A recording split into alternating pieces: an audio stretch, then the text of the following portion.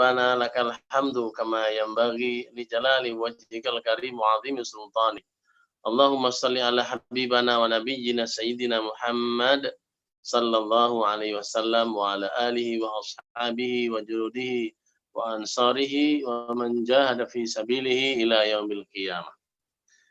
Bersyukur kita kepada Allah Subhanahu wa taala yang telah masih banyak memberikan kepada kita berbagai kenikmatan yang luar biasa, khususnya kita berada di penghujung bulan Ramadan yang mulia ini. Semoga kita semua diberikan izin pula untuk kelak sampai akhir Ramadan, ya, menikmati indahnya Ramadan dan mendapatkan gelar kepada Allah Subhanahu wa taala. Baik para pemirsa sekalian, untuk malam hari ini topik kita insya Allah berkisar tentang peperangan. Tapi peperangan ini sesuatu yang mungkin ya, rada berbeda ya. Meskipun namanya perang, tapi ini membawakan adalah seorang ustadzah ya. Ya. Perangnya adalah kalau dulu Abu Nawas pernah bertanya itu, duluan mana antara ayam atau telur itu kan. Nah sekarang ini juga sama nih pertanyaan, duluan mana, miskin dulu atau bodoh dulu? Maksudnya ada miskin dulu baru bodoh atau bodoh dulu baru miskin gitu kan. Itu pertanyaan ini saja untuk apa namanya intermezzo. Nah, kenapa ini perlu kita bicarakan? Karena memang umat ini kalau di sensus, meskipun katanya kemiskinan sekitar 25% itu data sensus, mungkin data aslinya bisa jadi ya lebih dari itu. Nah, tinggal tolak ukurnya kemiskinan itu apa. Nanti dalam Islam cuma ada dua, kalau tidak mustahik ya dia muzaki begitu. Nah, yang akan membawakan topik kita kali ini adalah seorang ustadzah, ya, beliau adalah Ustadzah Dr. Aan Rohanah, LCMA. Ya, mari kita simak. Kemudian insya Allah nanti seperti biasa, nah, di akhir kajian ini, kalau nanti beliaunya ikut live bersama kita, yang live adalah bukan kajiannya, tapi di Zoom-nya. Nanti beliau akan kita beri kesempatan ya untuk memberikan urusan tambahan sekitar 1-5 menit. Setelah itu baru kita akan berikan tanya jawab, dan seperti biasa insya Allah akan ada hadiah pulsanya dari Pak Toto. Baik pemirsa sekalian, sebelum lebih lanjut, mari kita buka dulu kajian kita kali ini dengan bersama-sama baca Al-Fatihah. A'udzu billahi minasyaitonir rajim. Bismillahirrahmanirrahim. Alhamdulillahi rabbil alamin. Ar-Rahmanir Rahim. Maliki yaumiddin. Iyyaka na'budu wa iyyaka nasta'in. Ihdinas siratal mustaqim. Siratal ladzina an'amta 'alaihim ghairil maghdubi 'alaihim waladdallin. Amin. Alhamdulillah. Mari kita simak, kita tonton, kita dengarkan baik-baik ya kajian yang akan disampaikan oleh Ustadzah Aan Rohanah. Kepadanya Pak Toto, silahkan diputar videonya.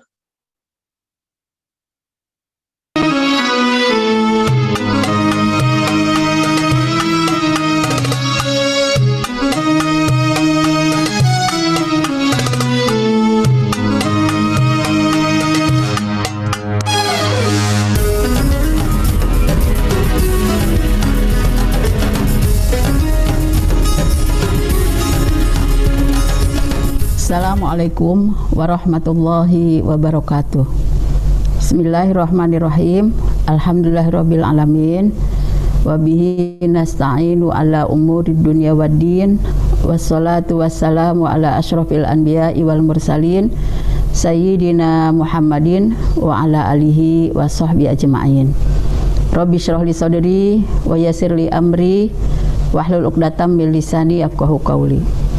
Pemirsa yang dimuliakan Allah, alhamdulillah sudah beberapa hari kita memulai ibadah saum kita.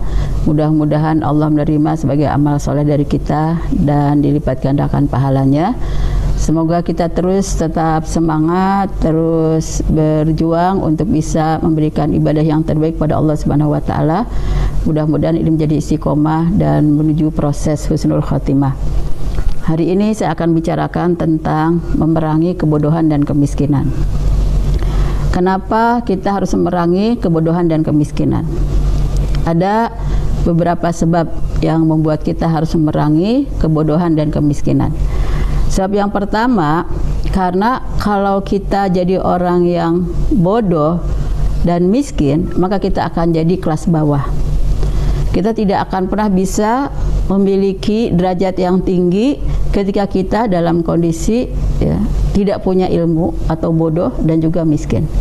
Bagaimana mungkin kita akan bisa mengalahkan orang-orang yang baik ilmunya, kemudian baik kekayaannya, yang ilmunya bermanfaat, kemudian hartanya bermanfaat, tidak akan mungkin bisa. Jadi kalau mereka terus bisa mengejar derajatnya dengan kekayaan harta dan kekayaan ilmu, maka orang yang bodoh dan orang yang miskin tidak akan bisa mengejar derajat yang tinggi. Kemudian yang kedua, karena orang yang bodoh dan yang miskin ini akan menjadi orang yang terbelakang. Jadi kebodohan dan kemiskinan itu tidak akan pernah membawa kemajuan, tapi kebodohan dan kemiskinan akan buat orang selalu jadi terbelakang. Bagaimana mungkin kita akan bisa bersaing, apalagi di era globalisasi seperti ini, kalau kita tidak punya ilmu dan tidak punya harta. Jadi pantas kalau kita misalnya tidak punya ilmu, tidak punya harta, karena kita bodoh dan miskin, maka kita akan jadi orang yang terbelakang. Orang yang terbelakang tidak akan ada kemajuan, apalagi untuk bisa bersaing, mencapai dan mengalahkan kemajuan orang. Yang ketiga, kebodohan dan kemiskinan ini membuat orang tidak berdaya. Orang berdaya karena punya potensi. Potensi apa yang dia miliki? Ilmu pengetahuan. Potensi apa yang dia miliki? Harta dan kekayaan. Tapi kalau dua potensi ini yang membuat bisa dia berdaya, bisa menyelesaikan banyak kebutuhan hidup, bisa menyelesaikan banyak masalah, maka bagi orang yang bodoh dan yang miskin tidak akan punya daya upaya. Nah, ketika tidak berdaya, maka dia tidak akan bisa menguasai dunia. Bagaimana mungkin dia akan bisa menjadi penguasa dunia kalau tidak memiliki keberdayaan dalam dirinya? Sehingga pada saat yang sama, ketidakberdayaannya inilah yang membuat dia selalu dalam keadaan lemah, tidak memiliki kekuatan. Kemudian yang ketiga, kebodohan dan kemiskinan itu tidak ada istimewanya. Tidak ada istimewa apa-apa bagi orang yang bodoh dan bagi orang miskin. Padahal kita di dalam dunia globalisasi seperti ini, kita tidak boleh menjadi orang yang lemah. Kita harus memiliki keberdayaan yang kuat, potensi yang banyak, sehingga pada saat yang sama kita menjadi orang yang istimewa. Orang yang istimewa ini harus bisa mengalahkan orang-orang yang memiliki banyak potensi. Dan orang yang tidak memiliki potensi karena tidak punya ilmu, karena tidak punya harta kekayaan, maka pada saat yang sama tidak akan jadi orang yang istimewa. Kemudian juga tidak bisa berkarya. Kalau orang sudah bodoh dan miskin, apa karyanya? Tidak ada potensi yang buat dia bisa berkarya, bisa mengembangkan misalnya kemampuan apa untuk bisa melahirkan ide-ide apa, kreativitas apa, inovasi apa, sehingga memiliki karya-karya besar. Orang miskin dan bodoh sulit untuk punya karya, apalagi karya yang besar, karena tidak ada potensi untuk bisa yang mewujudkan keahlian dan memiliki keterampilan sehingga yang memiliki karya-karya. Dan kalau tidak bisa berkarya berarti dia banyak masalah. Ketika dia tidak punya potensi, tidak ada karya yang dia punya, maka akan banyak masalah. Masalah ekonomi akan dihadapi oleh dia, masalah tekanan sosial akan dihadapi oleh dia, masalah tekanan budaya akan dihadapi oleh dia, tekanan politik dan semua tekanan yang terjadi di muka bumi ini, di dalam ruang lingkup kehidupan manusia, dia akan bisa mendapatkan himpitannya, sehingga akan menjadi masalah besar. Satu masalah tidak terselesaikan, datang lagi masalah yang lain tidak terselesaikan, sehingga hidupnya hanya menumpuk dengan masalah yang tidak terselesaikan. Sementara kita tidak mau hidup seperti itu. Dan lebih dari itu, kalau orang bodoh dan miskin ini, bekal untuk hidup di dunia dan di akhiratnya jadi sedikit. Kita kan seharusnya berlomba-lomba untuk mencari bekal sebanyak-banyaknya. Tidak hanya untuk dunia, bahkan untuk akhirat. Tapi kalau orang miskin tidak bisa bersedekah dengan hartanya, tidak bisa berbagi dengan hartanya, tidak bisa memberikan manfaat lewat hartanya. Zakat tidak bisa, sedekah tidak bisa, apalagi fakir. Nah, pada saat yang sama demikian juga orang yang kaya, orang yang bodoh. Orang yang bodoh tidak bisa melakukan manfaat apa-apa melalui ilmunya karena keterbatasan ilmu yang dimiliki. Sehingga pada saat yang sama di masa lalu, di masa sebelum Rasulullah hadir menjadi seorang nabi, seorang rasul, masa-masa di mana kebodohan itu benar-benar terjadi membuat orang tidak punya bekal dunia dan bekal akhirat. Sehingga bangsa Arab pada waktu itu disebutnya bangsa yang jahiliyah. Kenapa? Karena tidak punya ilmu dan tidak punya harta kekayaan banyak.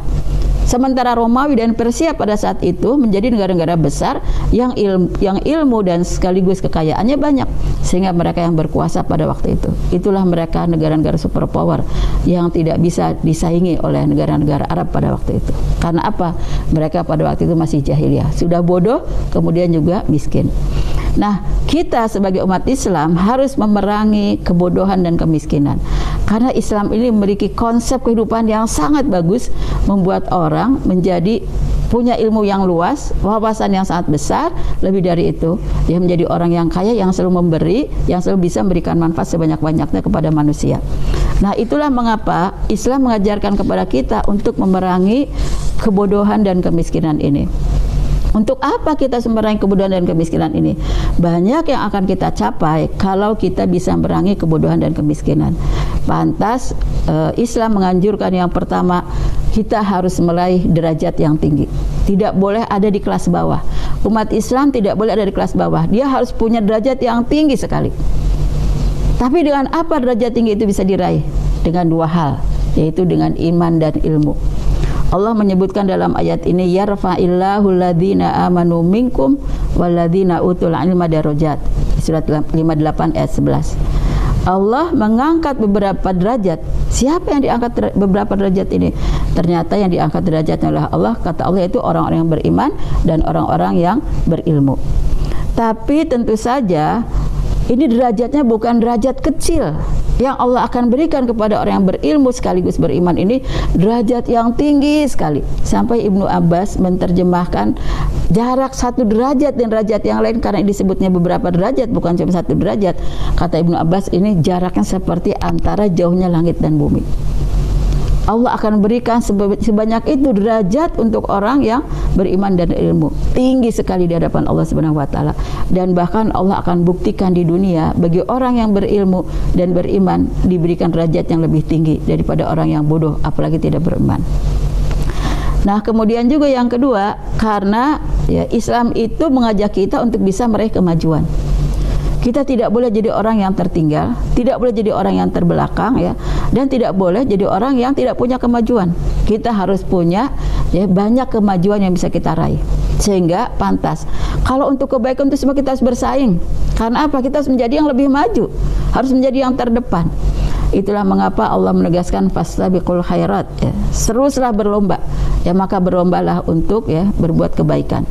Nah, bagaimana Islam menegaskan bahwa kemajuan itu diraih oleh umatnya, yaitu Rasulullah bersabda, man arada dunya fa alaihi bil ilmi. Barang siapa yang ingin dunia, ingin menaklukkan dunia, ingin menguasai dunia, ingin memanfaatkan isi dunia, kata Rasulullah, fa alaihi bil ilmi, harus dengan ilmu pengetahuan. Jadi pantas ilmu ini harus kita berikan kepada anak-anak kita, bahkan dari mulai sebelum lahir sampai mereka setelah lahir, sampai mereka dewasa, sampai seterusnya sepanjang hidup. Karena Allah menegaskan kepada kita bahwa derajat yang tinggi tadi itu akan diberikannya pada orang yang beriman dan berilmu. Jadi pendidikan di dalam keluarga muslim harus terproses dari semenjak masih dalam janin dalam rahim ibu. Pantas kenapa kalau orang tua, kalau ibu sedang hamil, maka dianjurkan untuk banyak baca Quran, untuk banyak berzikir, karena Quran dan zikir yang diucapkannya terus itu akan menjadi salah satu bekal untuk menjadi sumber pengetahuannya. Sumber pengetahuan itu adalah milik Allah Subhanahu wa taala. Makanya Allah disebutnya Al-Alim. Maka kita perkenalkan dulu kepada anak kita sejak masih dalam rahim ibu untuk bisa mengenal Al-Alim, zat yang maha berilmu ini. Nah, kemudian yang ketiganya, bahwa Islam ini mengajak kita untuk jadi manusia yang istimewa, bukan menjadi manusia yang tidak punya nilai apa-apa. Bukankah kita melihat Nabi Adam saat di surga itu sudah diistimewakan oleh Allah, bahkan diistimewakan lebih daripada malaikat. diistimewakan tentu lebih daripada iblis. Kenapa? Satu-satunya makhluk yang diberi ilmu itu adalah Nabi Adam. Karena Nabi Adam akan dijadikan sebagai ya manusia yang istimewa. Itulah mengapa Allah tidak mengajarkan ilmu dulu kepada malaikat, tidak mengajarkan ilmu dulu kepada iblis, tapi yang diajarkan pertama ilmunya adalah kepada Adam. Wa 'allamal asma'a ya. Jadi Allah lah yang mengajarkan ilmu ini kepada Nabi Adam. Wa 'allama Adamal asma'. Nah, itulah mengapa kita memahami bahwa ternyata ilmu ini sangat penting untuk bisa terus diraih, terus dicari, tidak mengenal waktu, tidak mengenal batas ruangan. Ya, kapanpun selama kita masih hidup, ilmu itu harus kita kejar.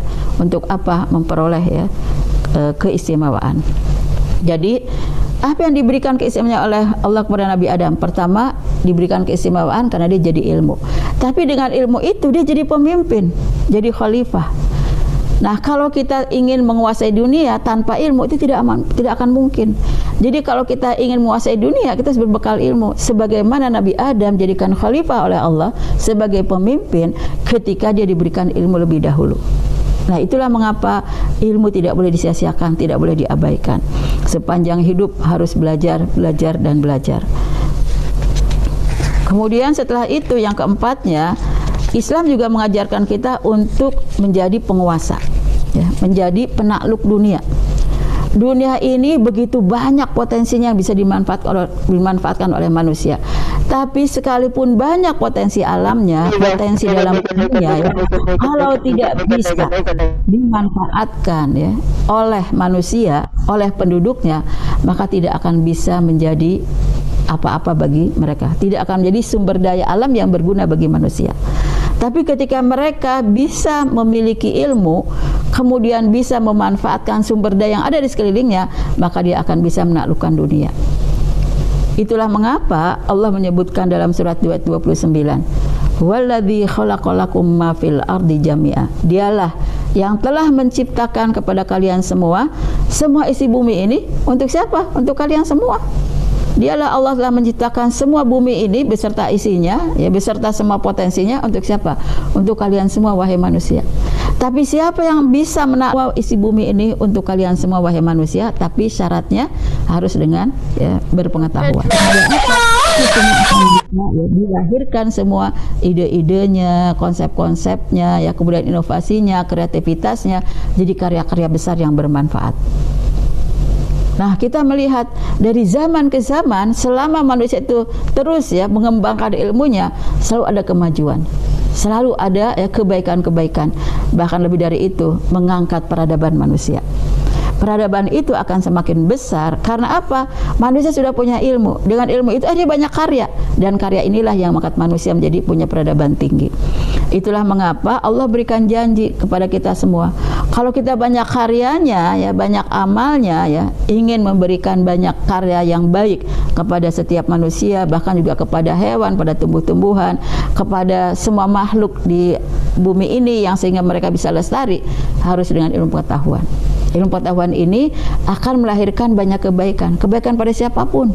Tidak hanya kebaikan pada manusia, bahkan kebaikan pada makhluk-makhluk yang lain. Itulah Allah menyebutkan dalam surat 2 ayat 269. Wa may yu'til hikmata faqad utiya khairan katsira. Barang siapa yang diberikan hikmah, diberikan ilmu, maka dia sudah berarti diberikan kebaikan yang banyak. Orang diberi ilmu perikanan, dia akan bisa terus mengeksplor bagaimana memanfaatkan ikan, mengembangkan ya ternaknya, kemudian bagaimana bahkan mengkawinkannya, bagaimana supaya bisa menghasilkannya besar-besar, bahkan lebih besar lagi dari yang biasa-biasanya. Sehingga terpacu terus ya dengan pikiran ini, ide-ide yang baru, dan menghasilkan kemajuan-kemajuan yang lebih besar. Karena apa? Ada ilmu. Ketika dulu kita di masa peradaban masa lalu, sebelum maju seperti sekarang, ketika ilmu belum berkembang pesat, teknologi belum sehebat sekarang, tidak ada orang untuk bisa pergi ke Mekah hanya dalam 1 hari. Dulu bisa 14 hari, bahkan sebelumnya, sebelum ada kapal laut, itu bisa berapa bulan di tengah jalan, ya, di lautan mereka harus berlayar. Tapi dengan berkembangnya terus ilmu pengetahuan memudahkan hidup kita. Ternyata sarana hidup itu bisa kita dapatkan begitu banyak, begitu mudah, begitu efektif, begitu produktif, bahkan lebih efisien ketika kita terus mengembangkan ilmu pengetahuannya. Inilah pentingnya kenapa kita harus terus berilmu, dan berilmu. Jangan berhenti untuk belajar, dan belajar. Nah, pantas Allah menegaskan kalau kita diberikan hikmah, diberikan ilmu, pasti akan melahirkan banyak kebaikan. Dengan itulah kita akhirnya, misalnya orang menemukan ya ilmu dengan melahirkan sebuah penemuan terhadap pesawat terbang. Dengan pesawat terbang ini tidak hanya membuat orang bisa mudah datang dari satu tempat ke tempat yang lain, tapi bahkan juga mempermudah proses ibadah.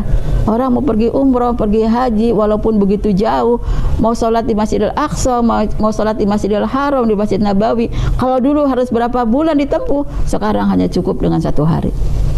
Karena apa? Ini kemajuan teknologi dihasilkan oleh ilmu pengetahuan. Jadi dengan semacam itu pantas Islam memerangi kebodohan. Dan itulah mengapa kita diperintahkan oleh Allah untuk terus mencari ilmu, dan mencari ilmu.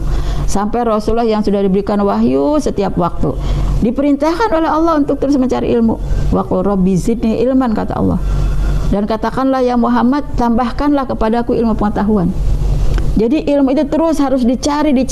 Nabi yang sudah banyak pengetahuannya, sudah diberikan wahyu oleh Allah, masih disuruh terus untuk bisa menambah pengetahuannya. Apalagi kita yang masih fakir dengan ilmu, jangan pernah merasa puas, ya berhenti belajar. Karena bagaimanapun juga setiap zaman berkembangnya ilmu dan teknologi itu akan semakin pesat. Jangan sampai kita jadi orang yang tertinggal karena kita tidak mau belajar. Nah, dengan ilmu ini tentu akan menghasilkan ya banyak amal, sehingga banyak kebaikan. Pantas Allah juga menegaskan wa qul i'malu fasayarallahu amalakum wa rasuluhu wal mu'minun. Kita disuruh terus beramal. Tapi bagaimana kita beramal kalau kita tidak punya ilmunya? Tidak ada sumber syariatnya. Ya, kita tidak punya ilmu, pengetahuan, pemahaman tentang agama. Tidak punya ilmu pengetahuan tentang ilmu tentang dunia. Padahal kita disuruh jadi khalifah. Jadi pada saat yang sama Allah menegaskan pada kita kalau sudah punya ilmu itu harus beramal yang banyak. Karena apa? Allah ya, kemudian Rasulullah dan orang-orang mukmin akan menyaksikan seperti apa karya kita, seperti apa perbuatan kita, seperti apa amal kita. Apakah dengan ilmu itu akan semakin banyak ya hasil karya yang akan diberikan kepada umat ini. Jadi pantas ya, semua orang akan binasa kecuali ya orang yang beriman. Semua orang beriman akan binasa kecuali orang yang ikhlas. Semua orang yang ikhlas akan binasa kecuali orang yang berilmu. Ya, orang yang berilmu semua akan binasa kecuali orang yang beramal. Dan semua orang beramal, semua orang akan binasa kecuali dengan ilmu ya, dan ilmu itu akan binasa kecuali dengan amal itu akan binasa kecuali ya orang yang ikhlas. Jadi ini akan mengantarkan kita kepada banyak karya, banyak amal, banyak aktivitas, tapi karya, amal dan aktivitas yang semuanya bernilai amal soleh di hadapan Allah Subhanahu wa taala. Nah, karena itu kita dengan ilmu ya kita punya kemampuan, ini yang keenamnya, yaitu Islam mengajak kita untuk mampu menghadapi semua persoalan dan mampu menghadapi tantangan. Hidup ini penuh tantangan, sebab hidup di dunia ini adalah cobaan, ujian. Tempatnya kita mendapatkan banyak ujian itu di dunia, bukan di hari akhirat. Hari akhirat itu hari pembalasan. Di mana kita tempat ujiannya untuk mendapatkan hari pembalasan itu, yaitu ketika di dunia.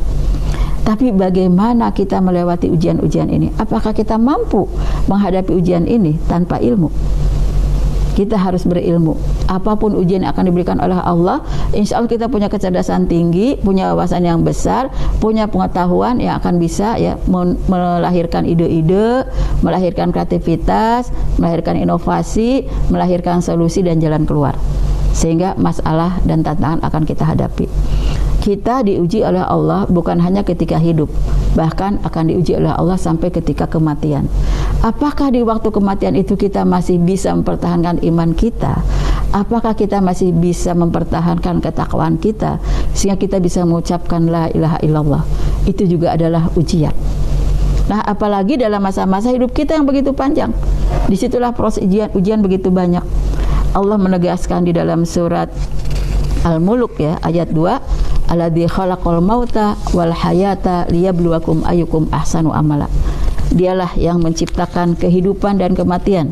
Dialah yang telah menciptakan kematian dan kehidupan untuk menguji kalian semua ya mana yang paling baik amalnya.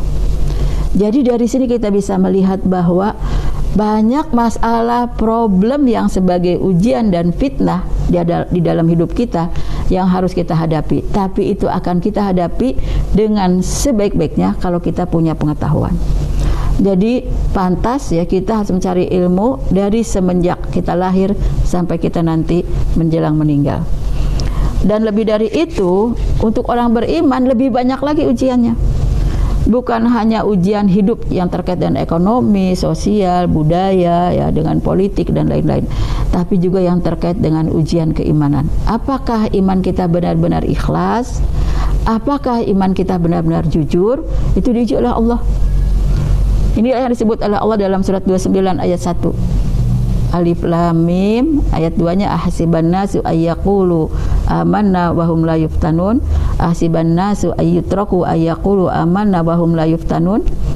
Alif Lam Mim. Apakah manusia mengira ya bahwa mereka setelah beriman akan dibiarkan saja, tidak diberikan fitnah, tidak diberikan cobaan, tidak diberikan ujian, tidak diberikan musibah? Kata Allah ini di sini pasti kita akan mendapatkan ujian, akan mendapatkan fitnah, akan mendapatkan cobaan, ya, akan mendapatkan musibah. Disitulah kita akan diuji oleh Allah. Apakah imannya semakin teguh kepada Allah atau iman kita semakin luntur? Nauzubillah. Nah, bagi orang yang berilmu, maka dia akan bisa menghadapi. Nanti ilmu yang seperti apa yang bisa menghadapi berbagai macam ujian dari Allah ini kita bahas di belakang. Kemudian yang ketujuhnya yaitu Islam mengajak kita untuk jadi orang yang bahagia di dunia dan bahagia di akhirat. Sedapat mungkin kita tuh harus jadi orang yang bahagia di dunia dan di akhirat. Jangan bahagia di dunia saja, susah di hari akhirat. Apalagi kalau bahagia di dunia, susah di hari akhirat. Nauzubillah. Lebih parah lagi, susah di dunia, susah di hari akhirat. Kita harus mencari cara bagaimana supaya bahagia di dunia dan bahagia di akhirat. Semua sudah ditunjukkan jalannya oleh Allah Subhanahu wa taala dan oleh Rasulullah. Nah, itulah mengapa dalam Al-Quran pun ada orang yang hanya mencari bahagia dunia, tidak mencari bahagia akhirat. Tapi Allah dan Rasulullah mengajarkan pada kita bagaimana kita harus bisa bahagianya dunia dan akhirat. Sehingga kita harus seperti doa yang kita ucapkan, Rabbana atina fid dunya hasanah wa fil akhirati hasanah wa qina adzabannar. Wahai Rabb kami, ya, berikanlah kepada kami kebahagiaan dunia dan kebahagiaan di akhirat, ya. Dengan apa? Dilindungi dari api neraka. Nah, tentu saja dalam hal ini kita akan bahagia di dunia dan bahagia di akhirat kalau punya landasan ilmu pengetahuan.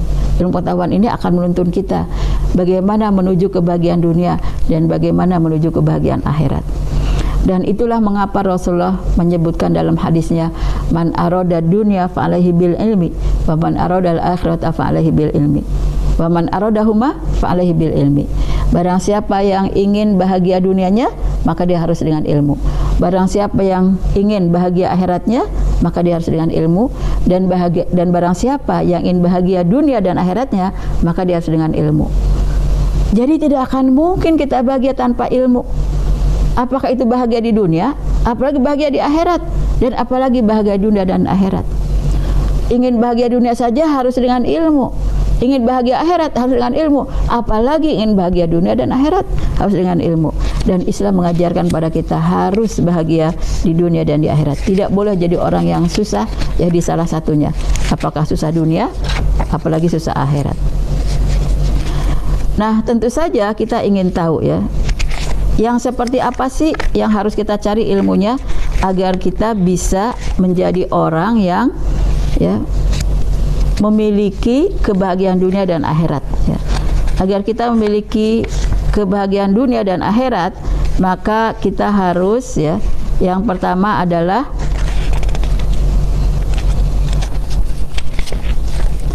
ilmu yang dicari ini harus ilmu yang semakin mengenal Allah. Kalau kita mencari ilmunya semakin mengenal Allah sebagai zat yang maha agung, sebagai maha pencipta, sebagai Tuhan yang wajib disembah, maka insya Allah kita akan bisa jadi orang yang bisa memanfaatkan ilmu untuk kebahagiaan dunia dan akhirat. Sehingga di dalam surat 47 ayat 19 Allah menegaskan ilmu yang harus kita cari agar kita tidak bodoh dan menghasilkan kebahagiaan dunia dan akhirat adalah ilmu yang mengantarkan kita bisa mengenal Allah. Fa'lam annahu la ilaha illallah. Berilmulah kamu bahwasanya tidak ada Tuhan selain Allah. Jadi jangan sampai kita mencari ilmu tapi membuat kita semakin tidak mengenal Allah. tidak mengenal siapa Tuhan kita yang wajib disembah. Inilah ilmu yang sesat yang tidak boleh dicari oleh kita. Yang kedua, ilmu yang kita cari adalah ilmu yang semakin kita takut kepada Allah, bukan semakin membuat kita menantang dan bermaksiat kepada Allah, tapi membuat kita semakin tunduk, semakin patuh, ya, bahkan semakin takut kepada Allah Subhanahu wa taala. Ketika Allah menegaskan innama yakhsyallaha min ibadil ulama, sesungguhnya orang-orang yang takut pada Allah itu hanyalah orang-orang yang berpengetahuan. Para ulama itu orang yang berpengetahuan. Orang yang berpengetahuan yang ilmunya tadi sudah jelas bisa memperkenalkan dia kepada Allah, maka dia akan semakin takut kepada Allah. Semakin dia mengenal ilmu, semakin takut kepada Allah. Semakin dia mengenal ilmu, semakin takut kepada Allah. Ternyata di balik semua ilmu yang kita pelajari memperkenalkan zat yang maha agung. Ketika itulah kita harus benar-benar bisa mengantarkan kita menjadi orang yang semakin mendekat pada Allah, bukan semakin berani berbuat maksiat, karena kita semakin takut kepada Allah. Ilmu apapun yang kita cari akan mengantarkan kita pada hal ini. Kemudian kenapa ilmu yang kita cari akan mengantarkan kita jadi semakin mengenal Allah, akan mengantarkan kita semakin takut kepada Allah? Karena pemilik ilmunya adalah Allah Subhanahu wa taala. Manusia tidak akan pernah punya ilmu kalau Allah tidak memberi. Dialah yang pemilik ilmunya. Innallaha, ya, disebutkan banyak dalam Al-Qur'an itu, misalnya sami'an alima, ya, Allah, atau misalnya wasi'un alim, Allah itu maha mendengar lagi maha mengetahui, ada lagi Allah itu maha luas lagi maha mengetahui. Banyak sekali ayat-ayat yang menjelaskan bahwa Allah itu maha berilmu. Jadi pantas, ya, ketika Nabi Musa saja merasa bahwa sayalah orang yang paling berilmu. Oleh Allah diberikan pelajaran. Nabi Musa tidak boleh sombong menyatakan bahwa saya yang paling berilmu. Ternyata ada lagi orang yang lebih berilmu. Tapi orang yang lebih berilmu tidak merasa bahwa dialah yang paling berilmu. Dia meyakini bahwa Allah lah yang zat yang maha mengetahui, yang maha berilmu. Jadi Nabi Musa dipelajaran oleh Allah, suruh belajar kepada Nabi Khidir. Ternyata begitu banyak rahasia ilmu yang dimiliki Nabi Khidir tidak diketahui Nabi Musa. Nabi Khidir pun tidak tahu semata-mata karena dia belajar, tapi itu diberi oleh Allah Subhanahu wa taala.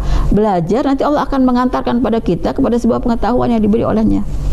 Nah, karena itu pantas, ya, di dalam memperoleh ilmu ini harus mengantarkan kita semakin takut kepada Allah, bukan sombong, ya. Bahkan jangan sampai bermaksiat pada Allah.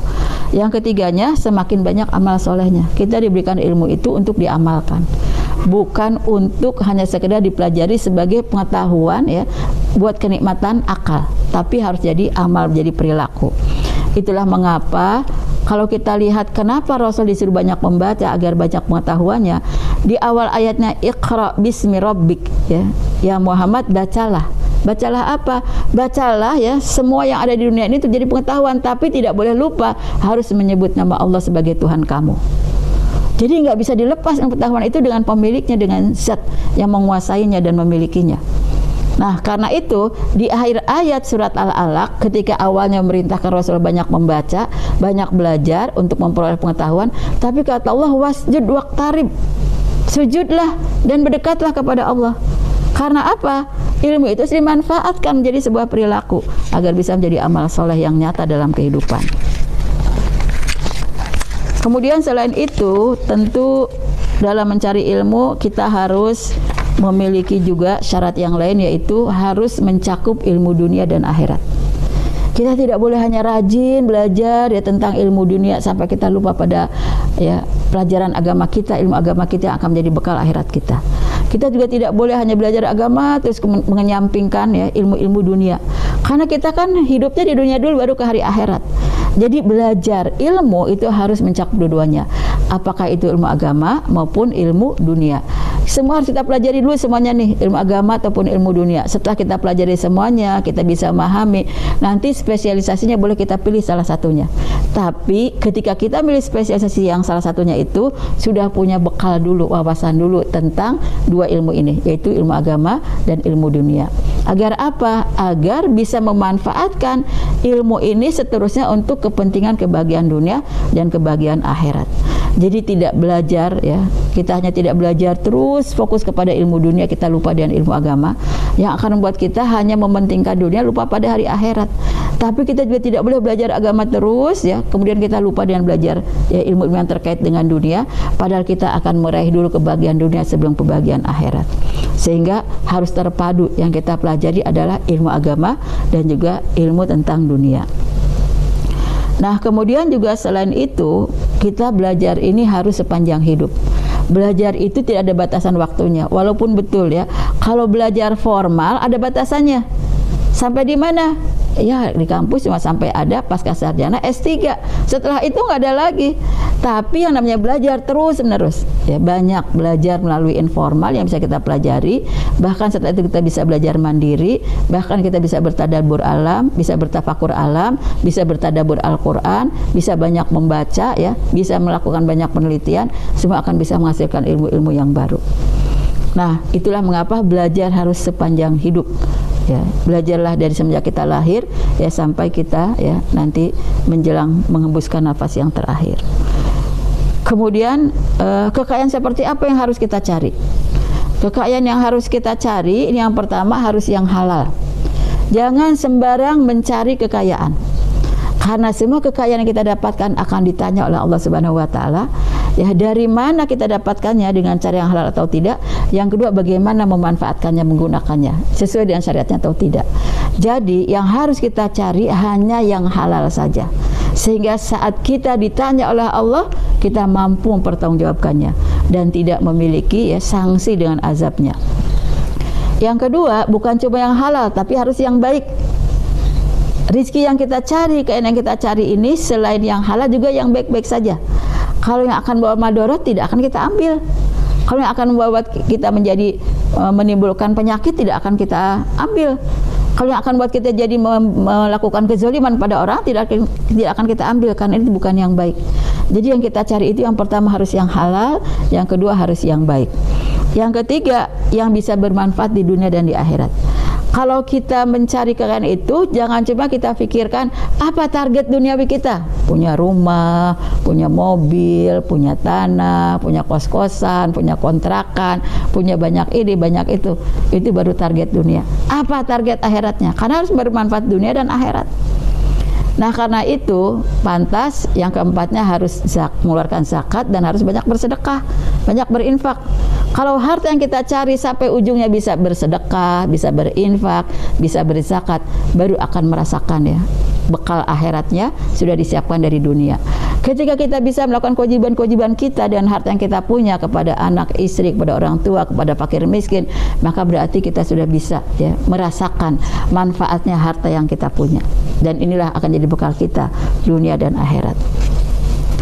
Nah, kemudian selain itu kita menggunakan harta bukan untuk berfoya-foya, bukan untuk bermewah-mewah, karena sudah banyak pelajaran di masa lalu pada umat-umat sebelum Nabi, umat Nabi Muhammad, bahwa banyak sekali umat yang dibinasakan oleh Allah karena setelah diberi harta digunakan untuk foya-foya, untuk bermewah-mewah ya, maka pada saat yang sama Allah akan binasakan mereka. Nah, itulah mengapa harta yang kita dapatkan memang harus kita gunakan sesuai dengan aturan syariat Islam, sesuai dengan aturan dan arahan Allah Subhanahu wa taala dan Rasulnya, sehingga harta yang diberi kepada kita itu terus bertambah banyak, bertambah banyak, bertambah banyak.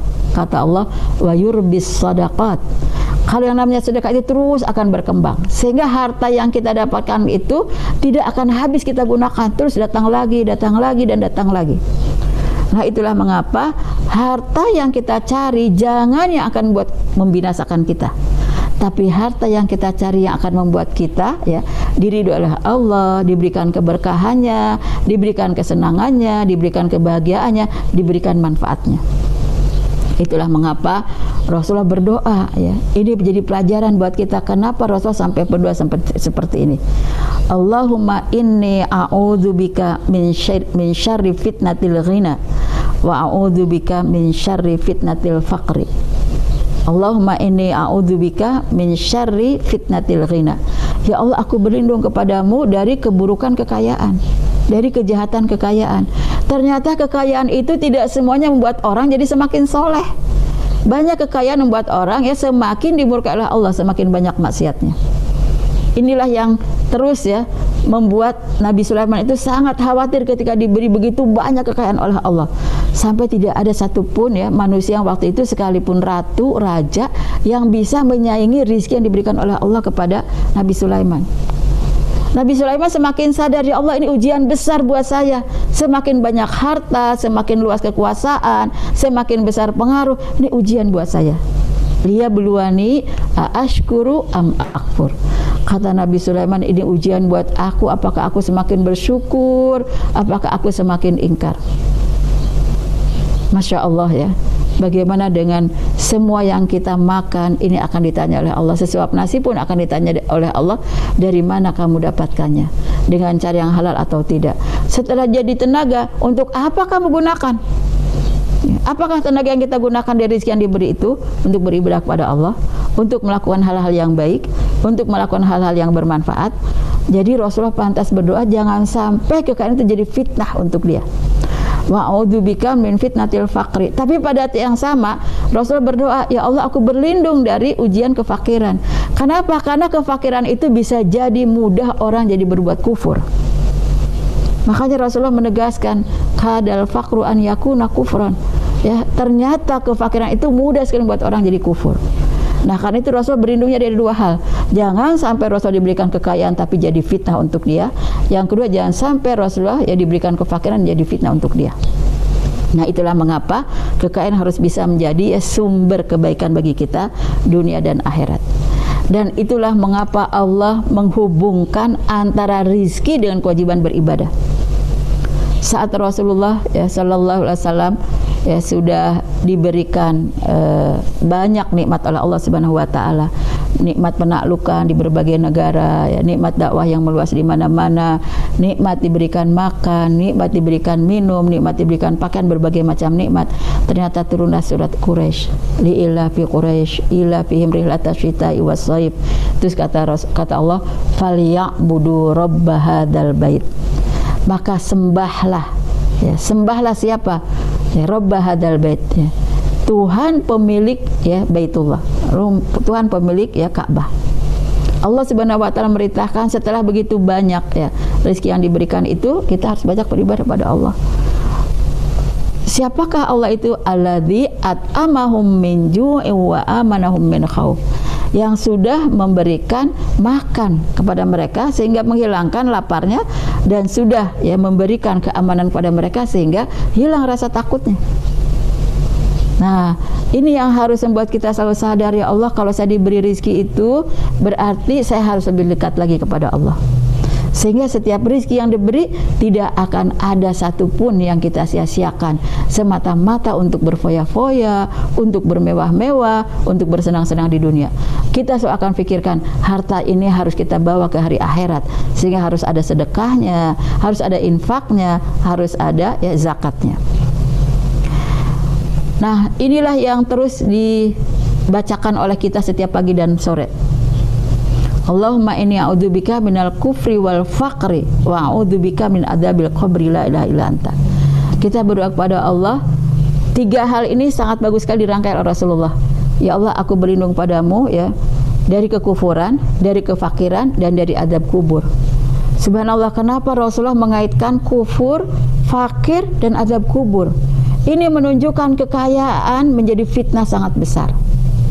Bahwa ternyata fitnah di hadapan kita bukan cuma nafsu, tapi juga kekayaan. Di satu sisi dia nikmat, tapi di sisi yang lain dia menjadi ujian, jadi fitnah.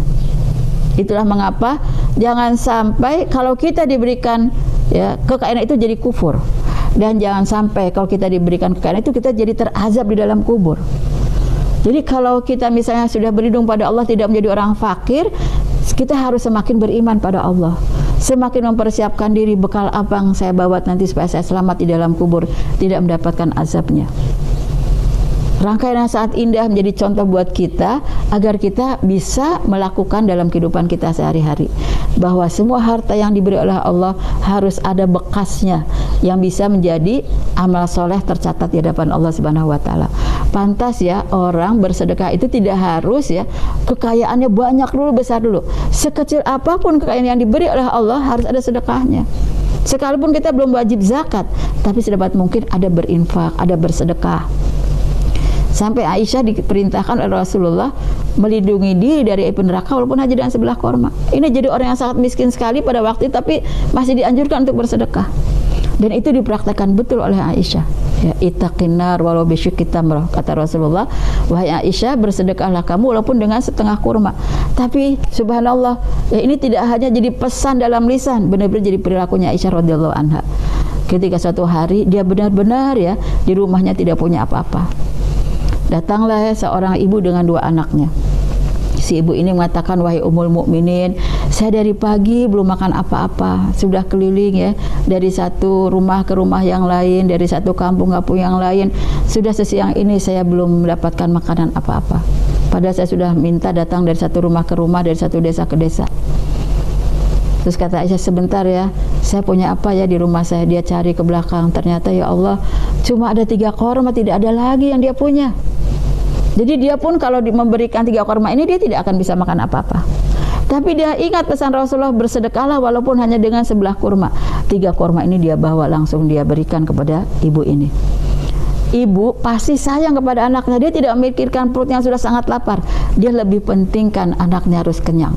Jadi 3 korma ini dibagilah kepada anak satu-satu, dan punya dia tidak langsung dimakan. Anaknya makan 1, yang satu lagi makan lagi 1 kurma.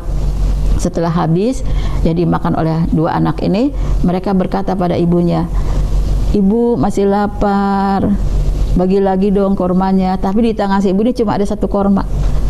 Akhirnya kata ibu itu, nak jangan ya, jangan nangis ya, kemudian jangan mengeluh, ini masih ada 1 korma, ibu belah 2, nanti mudah-mudahan berkah untuk kalian berdua. Dibelahlah korma ini 2, 1 ini jadi 2 dan diberikan kepada 2 anaknya. Aisyah yang melihat semacam itu tertegun hatinya ya, seperti teriris-iris ya, sedih sekali ya, iba sekali ya, mungkin menetes air matanya. Karena melihat ibu yang sudah berjalan dari pagi sampai sesiang ini di bawah terik matahari dan anaknya lapar, tidak mendapatkan rezeki apa-apa. Tapi karena dia takut ya kepada neraka, nanti diazab kalau tidak memberi sedekah, maka sekalipun dia tidak punya apa-apa dan itu hanya harta yang dimilikinya, maka dia berikan semuanya. Di sore hari dia bercerita ya dengan kisah yang dia lihat di pagi hari. Masya Allah ya, hebat sekali si ibu ini, sama-sama lapar tapi masih mau bersedekah, dan pasti ibu itu tidak mendapatkan ya makanan apa-apa, kecuali Allah mengizinkannya nanti di tempat yang lain. Tapi dalam kisah ini sampai orang itu pergi, Aisyah tidak beri apa-apa lagi. Namun Rasulullah bersabda kepada Aisyah, Allah telah mewajibkan ibu tadi masuk surga karena sebuah korma tersebut. Jadi 1 korma saja, kalau dia benar-benar ikhlas, apalagi dalam kondisi ketika dia juga butuh, subhanallah, itu sudah langsung memberikan jaminan masuk surga. Sehingga harta yang kita dapatkan bukan untuk foya-foya, bukan untuk bersenang-senang secara dunia, bukan untuk bermewah-mewah untuk dunia. Ingat, semua itu akan ditanya oleh Allah. Untuk apa kita gunakan? Adakah zakatnya? Adakah infaknya? Adakah sedekahnya? Jadi di satu sisi Islam memerangi kemiskinan, kefakiran, tapi di sisi yang lain Islam mengantarkan orang yang kaya ini, yang punya berkecukupan harta, bisa berbagi sebanyak-banyaknya kepada orang agar bisa menjadi bekalnya yang nanti akan menjadi hartanya di hari akhirat, tidak hanya menjadi harta di dunia. Nah, dari sinilah kita bisa melihat bahwa ternyata ilmu bisa mengantarkan orang jadi kaya. Karena dengan ilmu itu dia bisa bekerja, dengan ilmu itu dia bisa merekayasa ya, berbagai macam hal yang ada di bumi ini untuk menjadi sesuatu yang bermanfaat. Sehingga dengan sesuatu yang bisa bermanfaat itu bisa berpenghasilan. Nah, pada saat yang sama, ilmu yang diperoleh tidak hanya untuk sebatas dunia. Ilmu yang bisa membuat kita semakin dekat kepada Allah, semakin banyak bekalnya untuk hari akhirat. Sehingga ilmu yang diperoleh bukan untuk membinasakan kita, tapi untuk membahagiakan kita dunia dan akhirat. Begitupun harta. Harta yang kita peroleh harus dilandasi oleh pemahaman ilmu kita terhadap agama. Karena ilmu yang harus kita cari harus ilmu yang terkait agama, ilmu terkait akhirat, juga ilmu yang terkait dengan dunia. Jadi setelah dapat harta, kita harus ingat harta apa yang akan kita bawa untuk akhirat kita. Dan kita menggunakan harta bukan untuk memperbanyak maksiat kita, bukan sekedar untuk berfoya-foya, bermewah-mewah ya, bersenang-senang di dunia dan sampai lupa hari akhirat. Mudah-mudahan dengan ilmu yang kita peroleh, dengan harta yang kita peroleh, kemiskinan, kebodohan ya akan kita bisa hilangkan. Tapi pada saat yang sama kita akan menciptakan ilmu dan harta ini untuk memberikan manfaat sebesar-besarnya menjadi amal soleh kita yang akan menjadi kebahagiaan kita di dunia dan di hari akhirat. Subhanallah, banyak sekali motivasi yang diberikan oleh Rasulullah dan juga oleh Allah Subhanahu wa taala yang membuat kita harus rajin mencari ilmu dan juga rajin mencari kekayaan. Dengan motivasi ini mudah-mudahan kita semakin semangat lagi untuk belajar ya, memperoleh pengetahuan yang banyak, wawasan yang luas ya, dan juga berpengalaman, punya banyak keahlian, punya banyak keterampilan ya, sehingga pada saat yang sama semakin banyak juga kita punya kesempatan untuk bisa berkarya dan juga bisa memperoleh kekayaan. Lebih dari itu, semoga ini menjadi amal soleh kita. Motivasi yang diberikan oleh Rasulullah diantaranya adalah bahwa kalau kita mencari ilmu itu sama juga kita sedang berjalan menuju surga. Jadi semakin kita rajin mencari ilmu itu semakin dekat kita ke surganya. Karena dalam hadis sebutkan man salaka tariqan yaltamisu fihi ilman sahalallahu lahu tariqan ilal jannah. Barang siapa yang berjalan untuk mencari ilmu, maka Allah akan mempermudah kepadanya jalan menuju surga. Subhanallah, jangan sia-siakan untuk terus rajin belajar mencari ilmu, karena dengan semacam itu sama juga kita sedang berjalan menuju surga kita. Mudah-mudahan Allah semakin memudahkan kita menuju surganya ya. Mudah-mudahan Allah semakin mewajibkan kita sebagai ahli surganya, sekaligus ya dengan semangat kita belajar dan belajar. Juga misalnya Rasulullah menyebutkan bahwa mencari ilmu itu ya sama dengan perjalanan ya fisabilillah. Jadi kalau kita berangkat ke kampus, mungkin ada yang berangkat ke sekolah, mungkin ada yang berangkat ke tempat pelatihan, mungkin ada yang berangkat ke tempat kursus, ya, ke tempat seminar. Nah, ini perjalanan menuju ke sananya sama seperti perjalanan sedang melakukan perjalanan fisabilillah, perjalanan jihad ke jalan Allah. Sehingga perjalanan kita pulang dan pergi itu nggak ada ruginya sama sekali. Begitu banyak orang yang belajarnya bahkan sampai ke negara lain, ke wilayah lain, ke provinsi lain, ke daerah lain. Itu semua perjalanan yang ditujunya pulang pergi adalah perjalanan fisabilillah. Begitu keluar dari rumah itu sudah dihitung perjalanan fisabilillah setiap langkahnya. Begitu keluar harta untuk ongkosnya sudah dihitung ongkos fisabilillah. Begitu nanti tenaga, lelahnya yang digunakan selama dalam perjalanan itu adalah lelah tenaga yang digunakan untuk fisabilillah.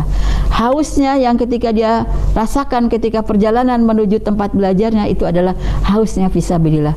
Jadi subhanallah, semua akan dihitung seperti orang sedang berjalan menuju ya medan perang dalam jihad fisabilillah. Dalam sebuah hadis riwayat Tirmizi, Rasulullah menyatakan man kharaja fi talabil ilmi fa huwa fi sabilillah hatta yarji'a. Barang siapa yang keluarnya untuk mencari ilmu, maka dia seperti sedang berada di jalan Allah sampai dia kembali. Sampai dia kembali ke pulang. Begitu dapat sampai ke depan pintu, dia masuk mengetuk pintunya. Dia begitu sampai ke depan pintu, dia mengetuk pintu, dia masuk ke rumahnya. Disitulah perjalanan jihadnya berakhir. Subhanallah.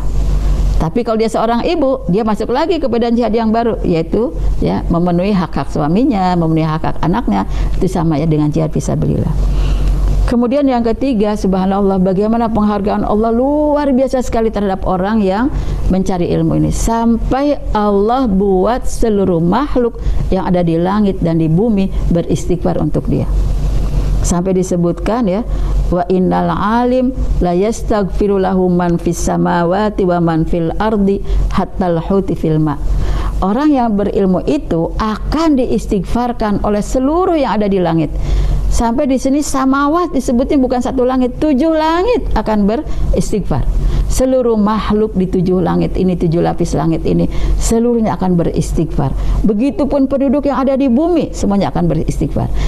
Penduduk di bumi ini bukan cuma manusia, sampai kepada hewan, tumbuh-tumbuhan, apapun ya makhluk yang ada di bumi ini semua beristighfar. Sehingga kata Rasul hatal hut filma, sampai ikan yang ada di dalam air akan beristighfar untuk orang yang mencari ilmu. Nah, begitupun motivasi untuk mencari kekayaan ya. Islam itu luar biasa, konsep yang sangat indah sekali. Sampai orang cari ilmu ada motivasinya, orang mau kaya juga cari ya, ada motivasinya. Cari kekayaan bukan sekedar mencari untuk kesenangan diri. Jadi kekayaan harus dikaitkan selalu dengan akhirat kita, karena Allah menyebutkannya ya, seorang yang keluar karena Allah untuk mencari nafkah bagi anak-anaknya atau bagi orang tuanya atau bagi istrinya ya, atau bagi orang yang ditanggungnya, maka itu sama seperti orang yang jihad fisabilillah. Subhanallah ya, kaum suami, kaum ayah, kaum bapak, jangan pernah mengeluh ketika lelah bekerja. Semua pengorbanannya ketika bekerja itu adalah pengorbanan fisabilillah. Kemudian mencari rizki yang halal ini diingatkan oleh Rasulullah SAW ya, kalau dia benar-benar harta yang halal, maka dia akan diberkahi oleh Allah Subhanahu wa taala. Barang siapa yang mendapatkan rizki atau kekayaan dengan cara yang halal, maka dia akan diberkahi. Jadi teruslah ya mencari rizki yang halal, insya Allah akan terus berkah ya, dan juga akan bisa menjadi cukup bagi keluarga, dan semoga ini akan terus bisa menjadi kebaikan bagi orang yang terus mencari kekayaan. Dan semoga Allah terus menjadikan kita sebagai orang yang berilmu, orang yang berharta, tapi yang semakin tunduk patuh pada Allah, dan semakin banyak amalnya, semakin banyak kebaikannya untuk dunia dan akhiratnya. Assalamualaikum warahmatullahi wabarakatuh.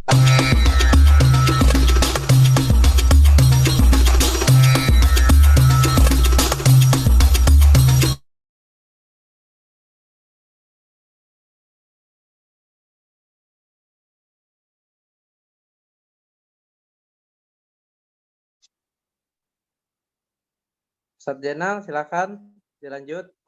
Ya, baik. Alhamdulillah. Terima kasih Pak Toto.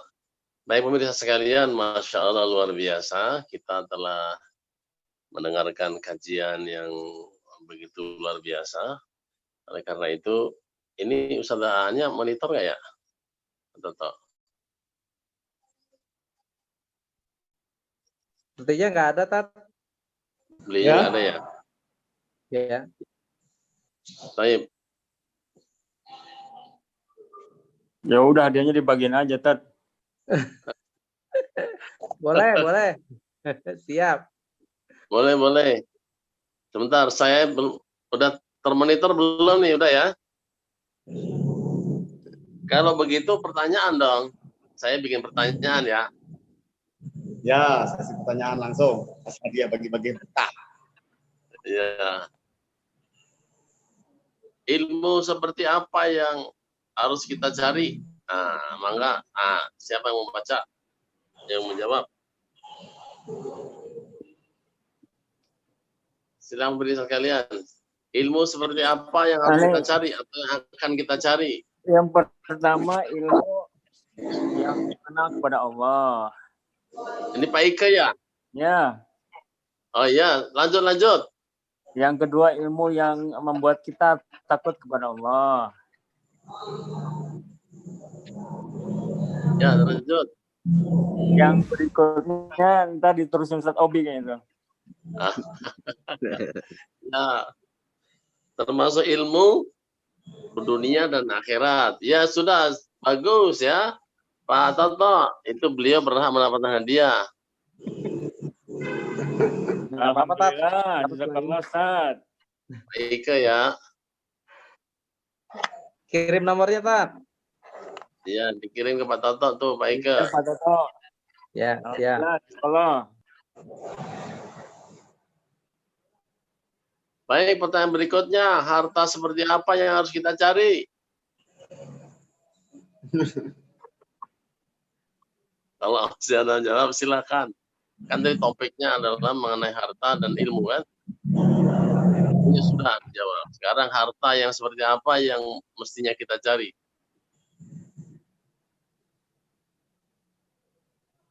Silakan pemirsa. Ada berapa nih yang tipe tayangan? Dilihat dulu berapa orang yang 8 orang, Mbak.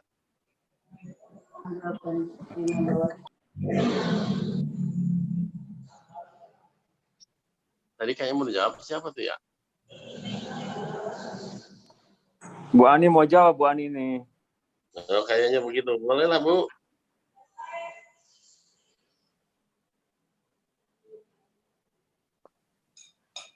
Di mana, Ustaz? Ya, silakan Bu Ani.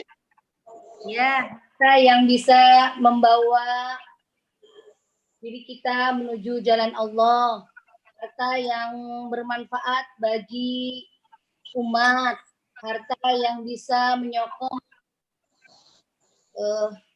aktivitas dakwah kita, harta yang bisa memberikan keberkahan lah buat orang banyak gitu. Ya, alhamdulillah. Yang pertama halalan, yang kedua thayyiban, yang ketiga nafi'an, yang kemudian mubarakan, kemudian ya tadi ya. Betul.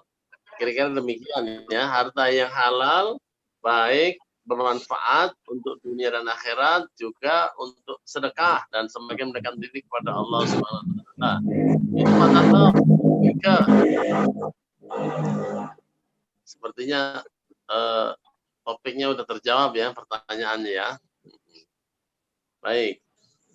Ustaz Tobi ada masukan dan saran? Kita nggak tahu nih, saya nggak tahu ada berapa orang yang ikut live ini sekarang. Nanti informasi aja tuh, nanti malam Jumat ada Syekh Abdul Majid ingin memberikan tausiah buat kita dari Palestina. Baik. Nah, pemirsa sekalian, alhamdulillah malam hari ini kita satu pengetahuan baru, ilmu baru, insya Allah ya. Dan luar biasa, semoga yang kita dengar tadi itu merupakan bagian dari kita sedang belajar, sehingga ya meskipun kita di rumah, aktivitas kita termasuk disetarakan dengan jihad fisabilillah. Amin. Halo. Pak Haris, ya lagi online nih. Ikut apa nih? Halo. Kajian. Lanjut. Baik. Mungkin ada yang ingin menyampaikan sesuatu tadi? Di balik layar tadi? Kalau tidak ada, alhamdulillah kita tinggal menutupnya.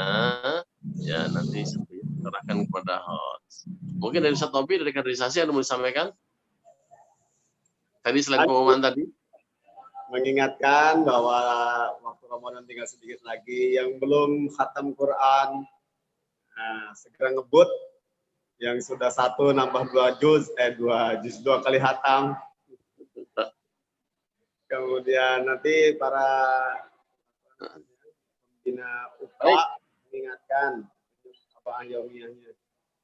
Jiswab jangan lupa. Oh iya betul. Jiswab. Baik. Jadi pemirsa sekalian, demikian pengingatan dari Ustadz Abi. Yang belum bayar siswa silakan. Ini adalah waktu yang baik untuk membayarnya. Semoga pas saat bayar dapatkan Lailatul Qadar. Kita dengarkan tadi dan semuanya memberi manfaat pada kita semua. Baik para sekalian, mari kita akhiri bersama-sama untuk kajian ini dengan membaca doa penutup majelis. Subhanakallahumma wa bihamdika asyhadu an la ilaha illa anta astaghfiruka wa atubu ilaik. Billahi taufiq wal hidayah wal afu minkum. Assalamualaikum warahmatullahi wabarakatuh. Saya serahkan kepada